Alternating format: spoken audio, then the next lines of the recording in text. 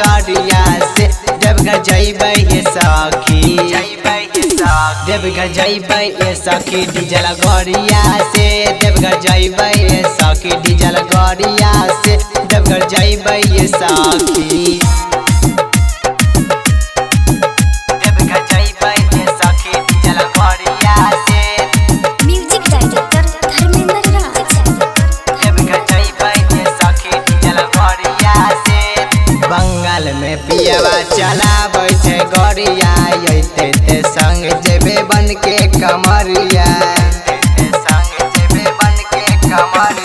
बंगाल में पियवा चलाबै छै गड़िया अइते ते संग जेबे बन के कमरिया फोन करके बोलेबे मीठी बोलिया से फोन करके बोलेबे मीठी बोलिया से फोन करके बोलेबे मीठी बोलिया से देवघर जइबै ये सखी देवघर जइबै ये सखी डीजल गड़िया से देवघर जइबै ये सखी डीजल गड़िया से देवघर जइबै ये सखी देवघर जइबै ये सखी डीजल गड़िया से म्यूजिक डायरेक्टर धर्मेंद्र राज। देवघर जइबै ये सखी डीजल गड़िया से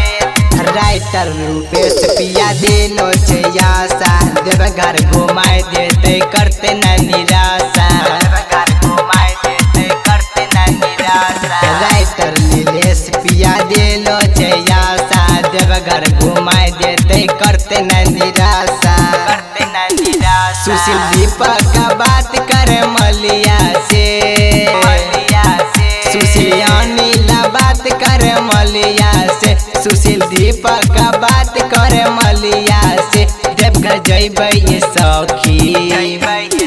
देवघर जइबै ये सखी डीजल गड़िया से देवघर जइबै ये सखी डीजल गड़िया से देवघर जइबै ये सखी जल चुबै छै सखी हमर सरिया से जल चुबै छै सखी हमर सरिया से देवघर जइबै ये सखी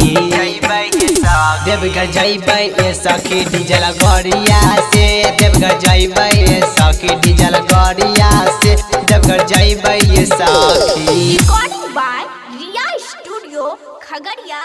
भदास।